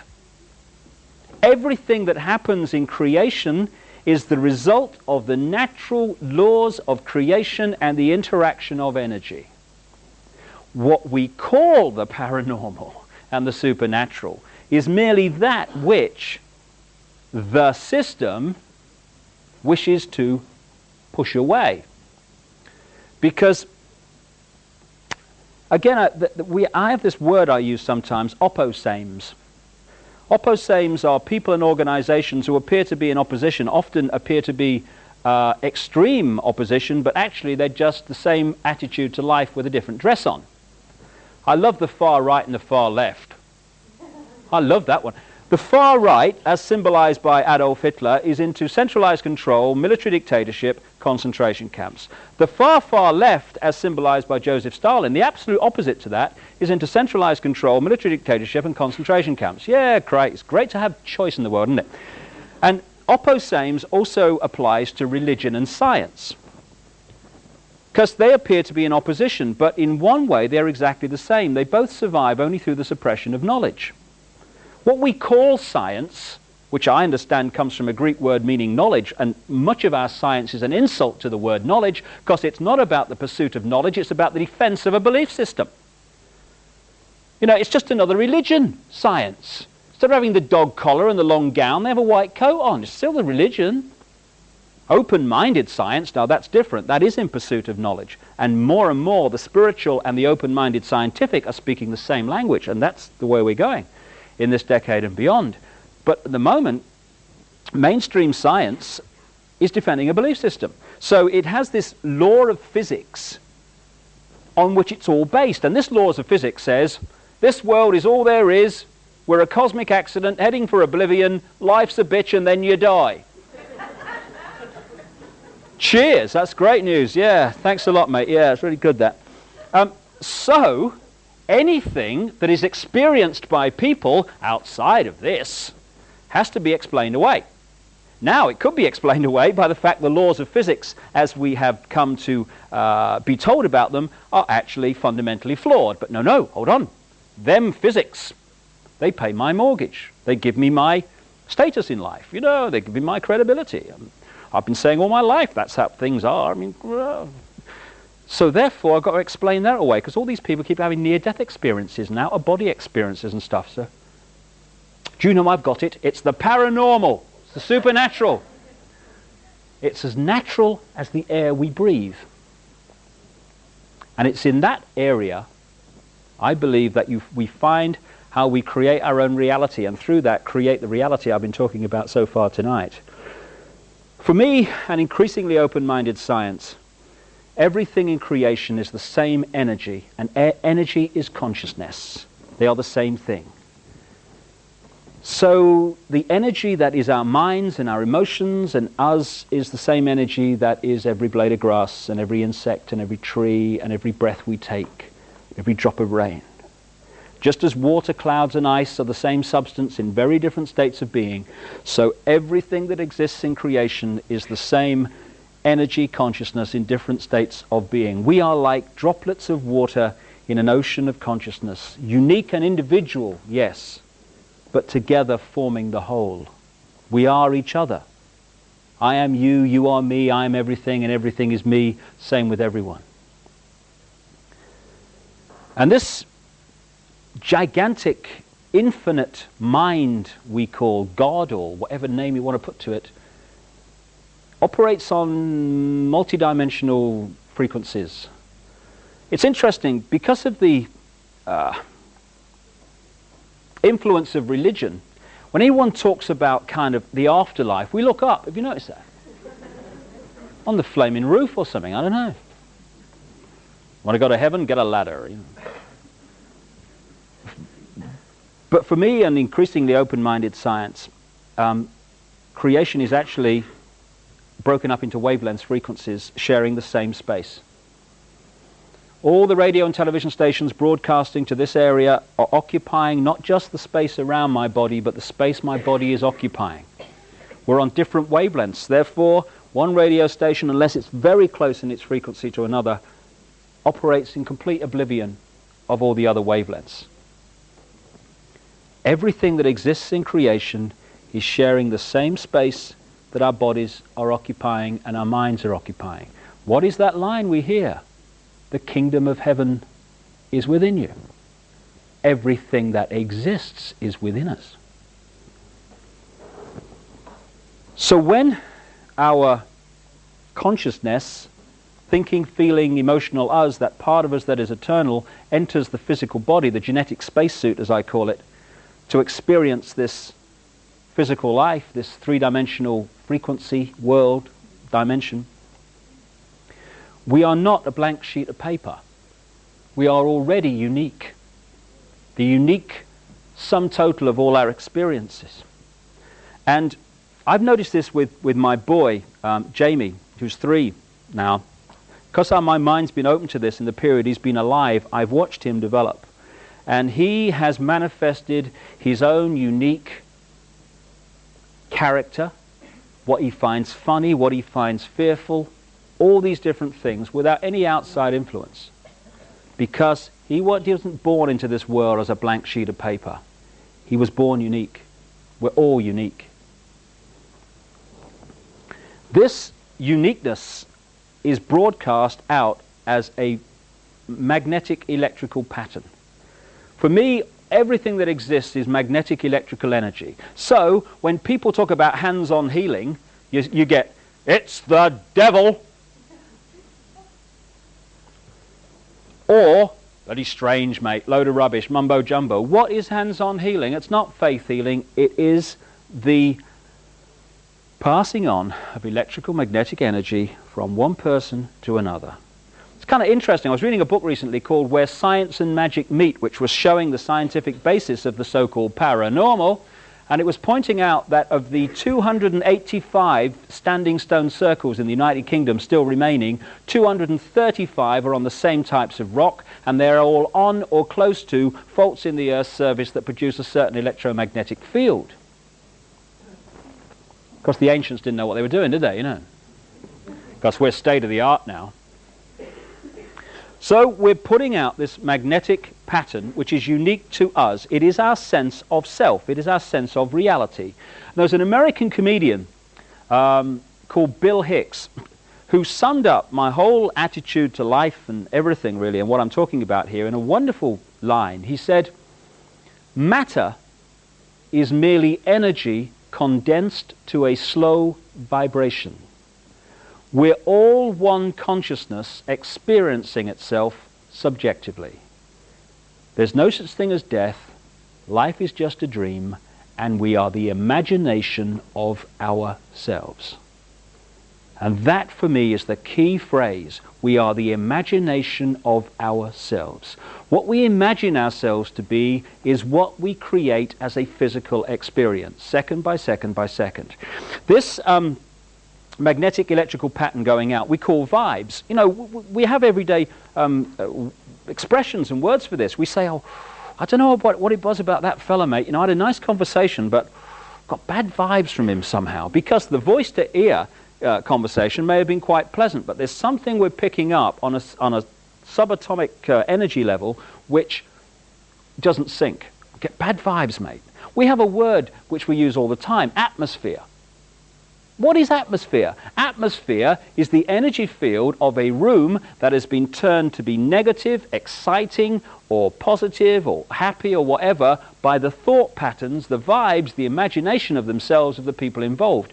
People go into an old house where there may be a lot of negative events, or they go to the site of an ancient battle, and they go, ooh, tell you what, mate, ooh, it's eerie here. Ooh, don't like it here. Something about it. We're picking up the energy, negative in that case, that has been created in that state by the vibes, the thought patterns of people who have gone through negative events there. Atmosphere, football matches, sports occasions. You could touch the atmosphere, mate. The excitement was amazing. What is excitement? What is this atmosphere? It is what people generate on this vibe level. So, as these vibes we're putting out, these unique patterns are magnetic. They are pulling in constantly other energy fields, which we know better as people, places, ways of life, experiences. In this way, second by second, we are creating as a physical event, physical experience, an exact replica of our subconscious imagination of ourselves in the people, places, ways of life we experience. We are creating our own reality. When I look back at my own life from this perspective, it is amazing that whatever my physical experience has been through my life, it has been a replica of my imagination of myself at that time. Until relatively recently, I was angry, seriously angry. I didn't know why I was angry, but I was angry. I now kind of looked at it. I realized I was angry about my childhood, angry about my father, but I was angry. My life through that period was a series of angry confrontations. Because even if I was in a bar or in a room and I was kind of physically appeared to be relaxed, got a drink or something, my anger is still going out as a vibe, even though I appear to be quite relaxed at the time. I tell you, anyone who'd had a bad day, I got them. Anyone that was feeling a bit wound up, I got them. I was the person they picked out in the room. And my life was a series of angry confrontations, which created this kind of cycle. I got angry. I felt guilty for getting angry, which made me more frustrated, which made me angrier, which made me have more confrontations, which made me feel guilty, and so it went on, down. And after a while, I thought, hold on a second. Do you know there's one common theme between all these angry confrontations? And it's you. What gives? And I started to look at myself in a different way. I realized that I was angry because most of us are and we don't realize it. And I started to let it go. Interestingly, just acknowledging the anger often lets it go. And I started to like myself. My goodness me! You're not supposed to do that, have you? You aren't supposed to love yourself. It's actually a form of putting someone down. Oh, he loves himself, he does. You can't love yourself. You've got to be humble. And it's kind of it's a term of praise now, isn't it? Do you know, he's ever so humble, you know, he's always putting himself down, but he loves the world. No, he doesn't. We can only love out there when we love in here, because we can't give out what we haven't got. And we are pressured all the time to feel bad about ourselves, to have a limited imagination of ourselves. Therefore, we create a limited physical experience. When I started to let this anger go and like myself, love myself, oh my goodness, call the police, my life changed. Because I started to respect my right to be me, and not what other people were insisting that I should be to conform to some mythical right and wrong. And once I started having that feeling about myself, I started to attract into my life people who love me not for what they want me to be, but for what I am, whatever I am is. And that's just a reflection of the way I see myself. I am creating a different reality. Friend of mine, lovely, lovely person, and I hardly exaggerate when I say she starts virtually every sentence with the words, "The problem is though." This lady sees life as a problem. Her life is a series of problems. So I said to her, last time I saw her, "What's up?" She said, you don't look too happy." She said, "I'm fed up." She said, "I'm useless, me." She said, "I'm a useless wife, I'm a useless mother. I've got no ability, I've got nothing to contribute, I'm useless, I am. Fed up." I said, "Well, what's brought this on now?" She said, "Well, I'm fed up." She said, "Everyone's putting me down."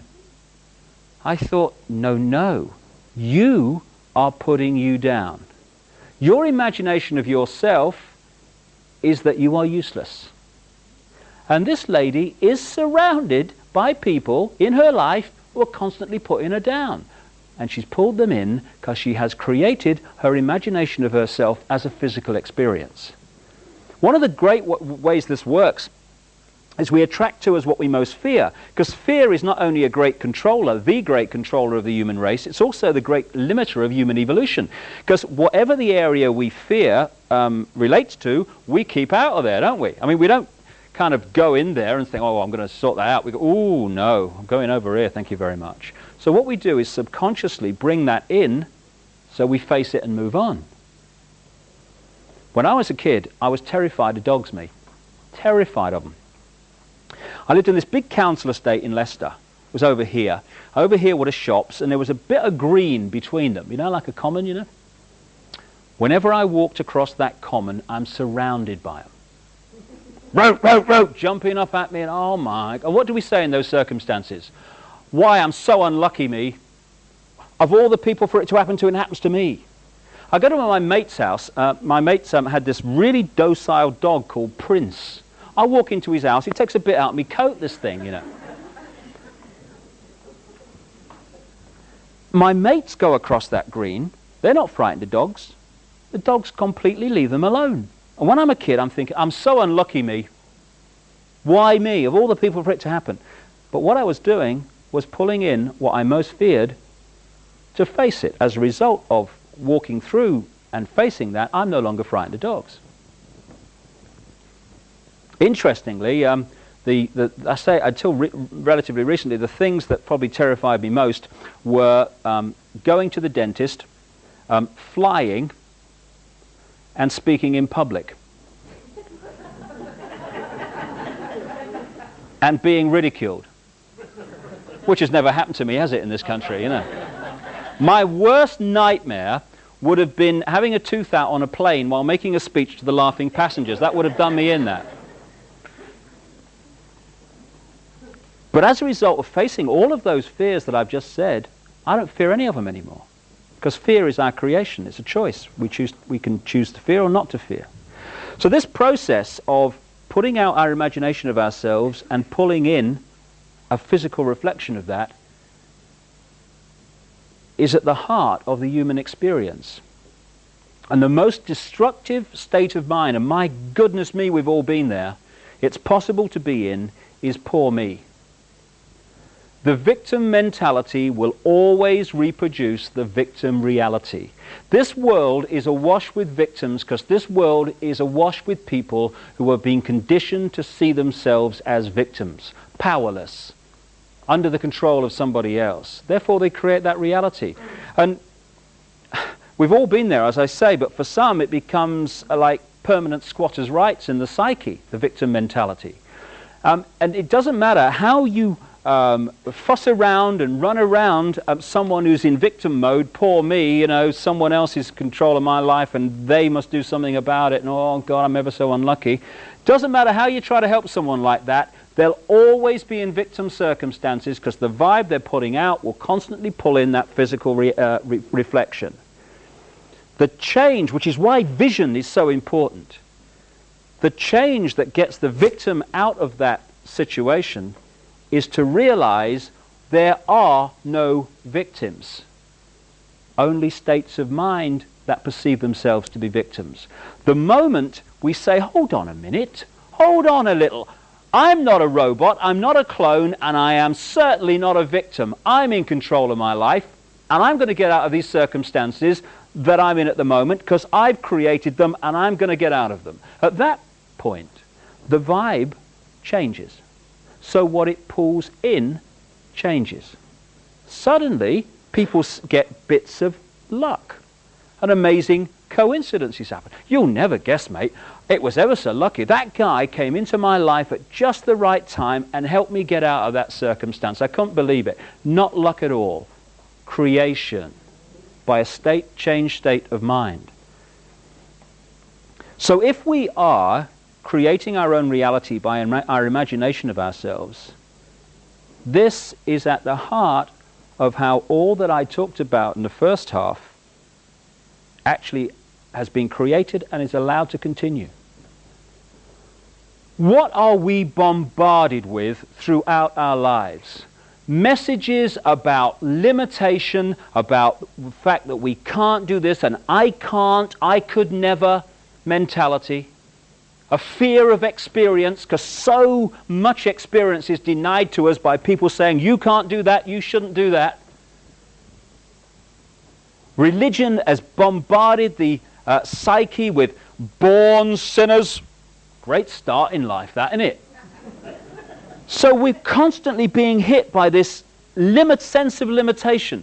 I can't, I could never, I'm frightened to. So we have a limited imagination of ourselves. I remember I was brought up on this big housing estate, and I was kind of conditioned to believe that because I was like working class, that my life was basically sorted. Because there were two types of people in the world. There was us and there was them. And as I was an us and not a them, that was fundamentally important and at the heart of where my life would go. I was born working class and I'll always be working class. Not planning to evolve then. No, all right. Limitation, limitation, limitation. And it manifests itself in this great line. The ordinary man and woman in the street. I don't know about you, I have never in my life met a single ordinary man or woman ever. All I meet are extraordinary people. But we are conditioned to see ourselves as ordinary. Ordinary man and woman in the street, I got no power. Therefore, we play that part. We read that script. We act out on the movie of life, this three-dimensional holographic movie we're part of here in this three-dimensional world. We play the part. And therefore we live that reality. Limitation of I can't, I could never, I'm ordinary. So we set up the circumstances in which those who see themselves as ordinary can be manipulated by those who realize the game. What I've sort of seen in this hassle-free zone that I talked about at the start, the hassle-free zone is also a pyramid. I was kind of interested to be invited last summer to the memorial service for the British comedian Larry Grayson, who I knew quite well for a short time. Very funny man. Something was said at that event which really sums up what I'm saying. Larry Grayson alone was a unique man, because the man who left the dressing room was the man on the stage when the curtains opened. They weren't two Larry Graysons. I remember him saying once, anybody watching this kind of video in another country, I'll give you an idea of Larry Grayson. He was I saw him once on a stage. He said, last week, he said, I was all stiff down this right-hand side. He said, it was here. Ooh. He said, this week, he said, I'm all stiff down this left-hand side here. He said, I can't wait till next week, can I, Oh, she's got it, though. Anyway, that's Larry Grayson. Great guy. Another comedian, Roy Hudd, did a presentation of Larry's life at this memorial service, and it overwhelmingly took the form of a story that Larry Grayson had told him of something that had happened when he was going round the variety halls of Britain years and years ago. And Larry was saying that he was in this all-male show, see, and there's one woman in it, and that's Larry Grayson dressed up, because he used to do that sort of thing, you know. And he said the producer of this show, he says, was very patriotic, he said. So the big finish was Rule Britannia, you know. Rule Britannia, Britannia rules the waves. Past the sick bag, you know. And actually I said that in Portsmouth the other week, didn't go down well at all. Anyway, so what they had, this big finish, Rule Britannia. And he said what happened was all the men came on dressed as sailors, started singing, you know. And then as the music built up, they all got on each other's shoulders on the stage and they formed this pyramid, leaving a flat bit at the top. On walks Larry Grayson then, dressed as Britannia. Long gown, sword, shield, helmet, you know. And he gets manhandled up the top of this pyramid and he's on the top there. Rule for the big finish. Well, as Larry Grayson said, one night, he said, things seemed to be going rather well, he said. Then I noticed, he said, that the sailor in the bottom left-hand corner had got rather a cough, he said. And he came out with a great line. He said, and as any ancient Egyptian will tell you, that is a rather important point on the pyramid. So, this guy's eventually coughed his guts up, hasn't he, you know? And he's fallen out of the pyramid. So what's happened? The stage is awash with tumbling sailors. Larry Grayson apparently is in someone's lap in the second row. Oh, hello dear, how are you? All right, yeah. Now, what has happened here?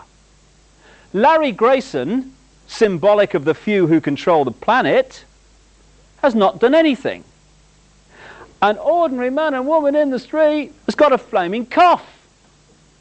And the whole thing's come down because we have been conditioned to forget where the power lies in a pyramid.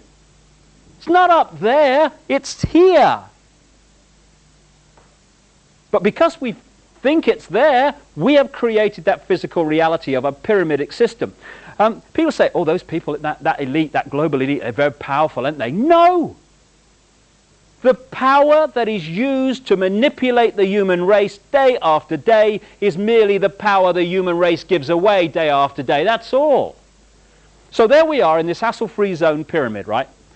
And everyone's on everyone else's shoulders and these different levels in the hierarchy of society. And each level saying to the one below, don't you move, you stay where you are, I'm depending on you. You know, if you walk out of there, the whole system will be collapsed, it'll be chaos, there'll be, hunger, and it'll be terrible. So, all right, I'll just stay here. And each level of this pyramid, everyone else is terrified into stepping out of it and getting a cough because they're terrified of the consequences of not being in this prison. And at the top of this pyramid, being held up by this fear, are a very few people who are passing down through the different levels the messages they want the whole pyramid to accept as reality. Like anyone who's not into religion or science is into spirituality and metaphysics and seeing that we are actually very different to what we've been portrayed as. You know, we're not slabs of meat, we are multidimensional consciousness. Right, well that's a problem, because if we realize they're multidimensional consciousness in control of their own lives and destiny, that means we can't control them. So therefore we must persuade them that's right. Okay, that stuff, pass it on, it's the devil. Oh, all right, thank you very much, it's the devil. Oh, it's all devil, you know, they're talking about it's the devil, you're Satan.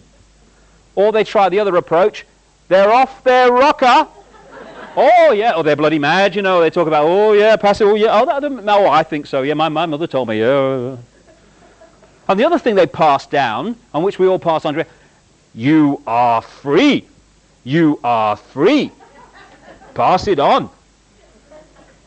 We're free. Oh, great. We're free, honey. Pass it on. We're free. Oh, we're in a democracy. Oh, yeah, it's great. We're free. Don't need to cough. Because we're in a democracy and we are free. But what are they actually saying, this freedom? They're actually saying, you are free to watch Noel's house party. For people in another part of the world, that is an insult, an intelligence insulting program, in my humble opinion, but never mind. They are saying, you are free to watch the National Lottery live and contribute to the latest form of taxation in this country. You're free to do that. You're free to watch the gladiators knock their flipping heads together. And Dallas and all this other stuff. You're free to watch all that. You are free every year to have more and more dots on your zapper button, and you're free to press any one of them and have your intelligence insulted by 99% of them. You're free! Oh, thanks. But you are not free to say what you really think without hassle. You're not free to be what you really are and express what you really are. You're not free to live your life as you see fit if it is outside the manufactured norm. You're not even free to live in one house and pay to live in one house. You have to buy 3.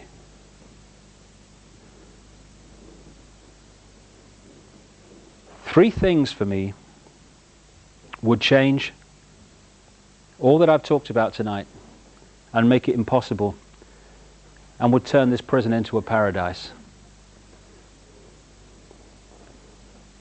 It doesn't take one new political ism, not one smoke-filled room, not one terrorist freedom-fighting organization, what a contradiction in terms, to change this world to a paradise. It just takes each of us to be who we really are and to express that uniqueness. It needs us to get a cough and step out of this nonsense. Those 3 things are to respect our own right to be unique and to express that uniqueness. Crucially, to respect everyone else's right to be unique and express their uniqueness. And thirdly, that no one ever seeks to impose what they believe on anyone else. At that point, we'd have a great explosion of human potential being unleashed from the prison of fear where it's spent so long. But because no one seeks to impose what they believe on anyone else, free will is not denied. Once we respect our own right to be unique, we cease to be a slave to imposed thought and behavior. Once we respect everyone else's right to be unique, we cease to be a police force of the hassle-free zone and all the other slaves. And if we don't seek to impose what we believe on everyone else, no one's free will is denied. And what a difference that would make. If you take the symbology again of the herd of sheep.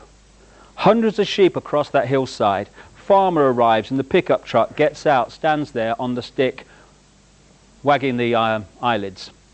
1 or 2 or 3 of the sheep start to walk towards him.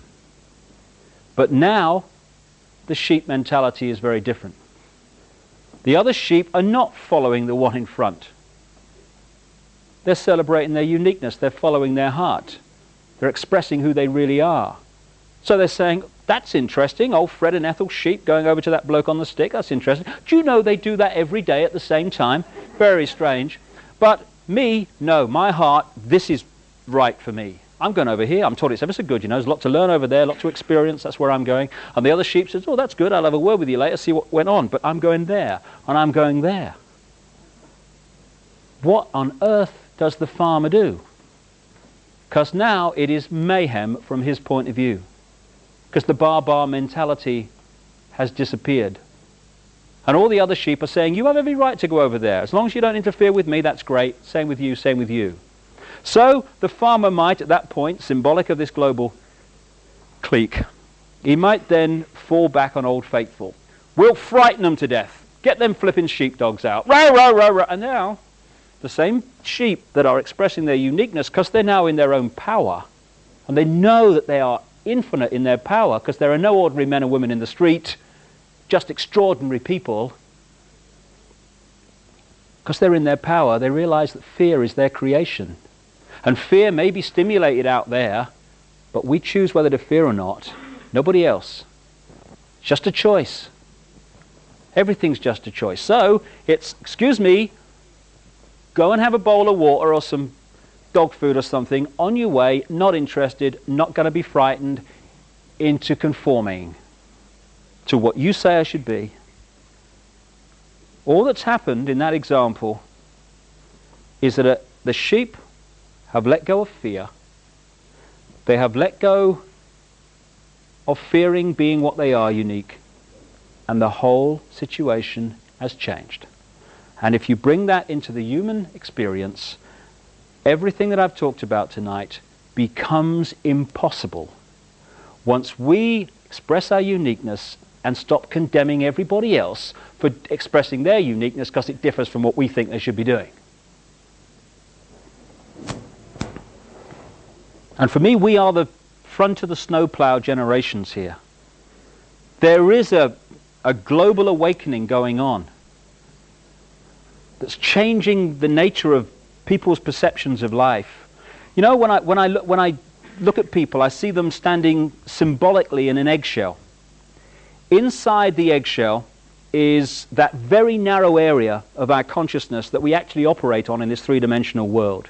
And that very narrow area, first gear as I call it, is a doddle to manipulate by messages hitting us through the eyes and the ears constantly.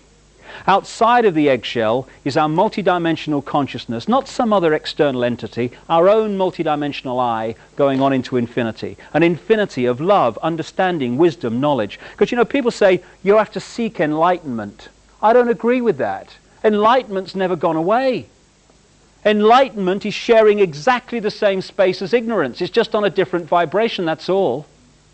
What I feel, my view anyway, we need to do is not seek enlightenment, but remove the barriers that are keeping enlightenment out. And that is the eggshell. An eggshell made up of fear, guilt, resentment, lack of self-esteem, I can't, limited imagination of ourselves. Fear. And when that starts to crack, and it's cracking for more and more people, multidimensional self starts to get access to reconnect with first gear self. And at that point, we start to perceive ourselves and life very different. Symbolically, I feel that what's happening is there are vibratory changes going on around the planet as a natural course of human evolution, which are cracking this eggshell, this low vibrational energy that is our prison. And so the light, if you want to call it that, the multidimensional self, the infinite self, is starting to get in and reconnect with this self. Suddenly, and I get 2,000 or 3,000 letters a year now from people of all walks of life, increasingly from around the world, and the same experience is being experienced by all these different people. And that is, they're saying, I'm seeing myself in the world very differently. Why haven't I seen it before? It's so obvious. Because now the eggshell's cracking. And it's not first gear that's making the perception process in this world. It's multidimensional self. We're becoming whole again. We're becoming what we really are, but have forgotten we are. The front of the snowplow generations are taking from our parents and grandparents, not because they're bad people, because they're just passing on their programming, we all do, which are basically about run with the herd, don't cause trouble, keep your head down, and as the Japanese have a saying, don't be the nail that stands out above the rest, because that's the first one to get hit. Love that one.